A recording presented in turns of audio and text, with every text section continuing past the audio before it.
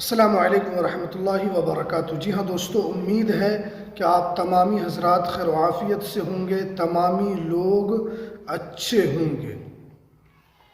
आज मैं इस वीडियो के अंदर बात करने वाला हूँ कि आप 4 तरीक़ों से आप अपने नागरिकता को आप साबित कर सकते हैं। अगर ये 4 तरीक़ा के तौर पर अगर आपके पास है तो आपको जो भारत की नागरिकता है वो आपको साबित इन 4 तरीक़ों से करना होगा। अगर ये 4 चीज़ें आपके पास होगी तभी आपकी नागरिकता साबित होगी, वरना क्योंकि केंद्र सरकार जो है इसको लेकर जब से ये नागरिकता को लेकर SIR शुरू हुआ है और इसी बीच में नागरिकता को लेकर जो सवाल खड़े हो रहे हैं और फिर NRC भी आने वाला है, तो अब बहुत सारे लोगों के माइंड में एक क्वेश्चन होता है, क्या भारत के अंदर जितने भी लोग हैं क्या सबको नागरिकता के लिए दस्तावेज़ देना होगा या सबको डॉक्यूमेंट्स दिखाना होगा। तो इसी को लेकर मैं आज आपके सामने 4 ऐसी कैटेगरी है जिससे आप अपनी भारत की नागरिकता को साबित कर सकते हैं। सबसे पहले आप जानते हैं कि इंडिया का जो कानून है, जो एक्ट 1955 है, 1955 जो अधिनियम जो कहता है कि जिनकी पैदाइश 1950 से लेकर 1987 के बीच में हुई है, उनको यहाँ पर नागरिकता साबित करने के लिए कोई दस्तावेज़ यहाँ पर नहीं देना होगा। लेकिन अब आप कैसे नागरिकता साबित कर सकते हैं वो आपको मैं तरीका यहाँ पर बता रहा हूँ। सबसे पहला तरीका जो है कि आप जन्म से आप अपनी नागरिकता को साबित कर सकते हैं कि आपका जन्म इसी भारत के अंदर हुआ है और आप इसी के शहरी हैं। तो आप जन्म के ज़रिए से, जैसे जन्म प्रमाण पत्र है, आपको इसके ज़रिए से साबित करना होगा कि आप इसी देश के अंदर पैदा हुए हैं और उसके बाद फिर आपके पास जन्म प्रमाण पत्र भी है, तो इसके ज़रिए से आपको यहाँ पर नागरिकता यहाँ पर मिल जाएगी। उसके बाद जो दूसरा कैटेगरी है वो वंश के ज़रिए से भी आप नागरिकता साबित कर सकते हैं। वंश किसको बोलते हैं? जैसे आपके पिताजी हो या आपके दादा, आपके परदादा और इससे पहले के जो पूर्वज हैं, इससे यह आपको साबित करना होगा कि हाँ, आपके जो पूर्वज हैं वो इसी हिंदुस्तान के रहने वाले थे।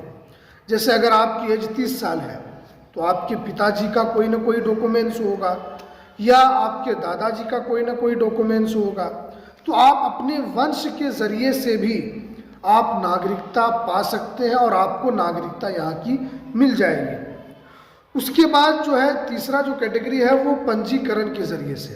देखिए, पंजीकरण से क्या है कि आप इस देश के अंदर रह रहे हैं और उसके बाद आपने नागरिकता के लिए आपने कोई चीज़ अप्लाई की, नागरिकता के लिए केंद्र सरकार के पास आपने डॉक्यूमेंट्स को अप्लाई किया और जब आपने वहाँ पर अप्लाई कर दिया तो केंद्र सरकार ने आपको यहाँ पर नागरिकता का सर्टिफिकेट आपको यहाँ पर दे दिया है। अब जब नागरिकता को लेकर पूरे भारत में जांच होगी या नागरिकता को लेकर जब भी NRC होगा तो आप वो सर्टिफिकेट दिखा सकते हैं जो कि आपको केंद्र सरकार की तरफ से वो मिला है। अब इसमें क्या होता है कि बहुत सारे लोग बाहर से आकर रहते हैं, 10 साल, 20 साल, 30 साल रहते हैं, लेकिन उनके पास कोई डॉक्यूमेंट्स नहीं होता है, तो वो तो भारत के नागरिक नहीं कहलाएंगे। लेकिन आप भारत में रहते हुए आपने डॉक्यूमेंट्स बना लिया या आपने केंद्र सरकार के पास आवेदन दिया था और केंद्र सरकार की तरफ से आपको पंजीकरण जो कागजात हैं वो आपको मिल गया है, तो आप क्या कर सकते हैं कि आप इसको दिखाकर आप अपनी नागरिकता को साबित कर सकते हैं। उसके अलावा अगर कोई भारत का नागरिक है और वो कहीं विदेश में जाके शादी कर लेता है तो उनको भी यहाँ पर नागरिकता साबित करना होगा कि आप भारत के जो नागरिक हैं वो आप कैसे हैं, आपके पास कौन सा डॉक्यूमेंट्स है। या कोई विदेश का आदमी यहाँ आकर रहता है और उन्होंने यहाँ पर आकर कागजात बनवा लिए हैं, उन्होंने रजिस्ट्रेशन करवा लिया है और जो केंद्र सरकार जो नागरिकता जो इस प्रक्रिया से देती है उस प्रक्रिया को आपने फॉलो किया है तो आपको यहाँ की नागरिकता आराम से मिल जाएगी। लेकिन शर्त यह है कि सरकार की तरफ से कोई जारी करदा आपके पास कागजात होना चाहिए। उसके अलावा पांचवा जो है, जो 1955 का जो एक्ट कहता है कि 1950 से लेकर 1987 के बीच में अगर आप भारत के अंदर जन्मे हैं तो आपको कोई दस्तावेज नहीं दिखाना होगा। उसके बाद अगर आप 1987 से लेकर 2004 के बीच में आपकी पैदाइश हुई है तो आपको अपने माता पिता में से किसी एक का आपको दस्तावेज को दिखाना होगा, ताकि ये साबित हो सके कि आप इस देश के नागरिक हैं और आपके माता पिता भी इस देश के नागरिक हैं। उसके अलावा अगर आपकी पैदाइश 2004 से लेकर 2025 के बीच में हुई है तो उसमें आपको अपने माता और पिता दोनों का डॉक्यूमेंट्स आपको यहाँ पर दिखाना होगा। इसमें आप अपने माता पिता का जन्म प्रमाण पत्र दे सकते हैं और उसके अलावा आपको भी अपना जन्म प्रमाण पत्र यहाँ पर सिद्ध करना होगा, क्योंकि जब आप ये दिखाएंगे तभी आपकी नागरिकता को यहाँ पर एक्सेप्ट किया जाएगा।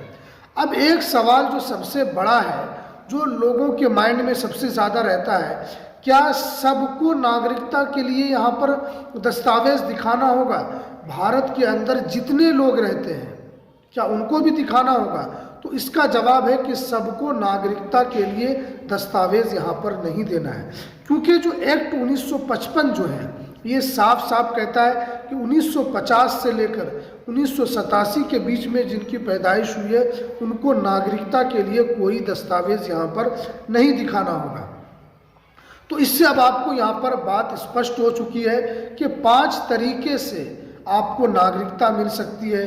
एक जन्म के आधार पर भी आपको नागरिकता मिल सकती है, वंश के आधार पर भी आपको मिल सकती है, रजिस्ट्रेशन के ज़रिए से भी आपको मिल सकता है, जो आपने पंजीकरण कराया होगा उस तरीके पर भी आपको यहाँ पर आपको नागरिकता मिल सकती है। और उसके अलावा अगर आप 1950 से लेकर 87 के बीच में पैदाइश हुई है तो उसमें आपको कोई डॉक्यूमेंट्स नहीं देना है। अगर 87 के बाद 2004 के बीच में हुई है तो कोई एक डॉक्यूमेंट्स आपको यहाँ पर दिखाना होगा। और अगर 2004 से लेकर 2025 के बीच में अगर आपकी पैदाइश हुई है तो आपको माता पिता दोनों का आपको यहाँ पर डॉक्यूमेंट्स को देना होगा। तो ये 5 तरीके हैं जिससे आप नागरिकता साबित कर सकते हैं, क्योंकि नागरिकता को लेकर अभी सबसे बड़ा टेंशन है और एसआईआर भी चल रहा है, और जिसकी वजह से लोगों के माइंड में काफ़ी क्वेश्चंस था कि नागरिकता किस तरीके से हम दस्तावेज को दिखाएंगे या नहीं दिखाएंगे, या उसका क्या तरीका हो सकता है, वो हमने आपको यहाँ पर बताया है। तो चलिए, ये कुछ जानकारी जो निकल कर आ रही थी, तो चलिए हमें दीजिए इजाज़त, फिर मिलते हैं किसी नेक्स्ट वीडियो में नई अपडेट।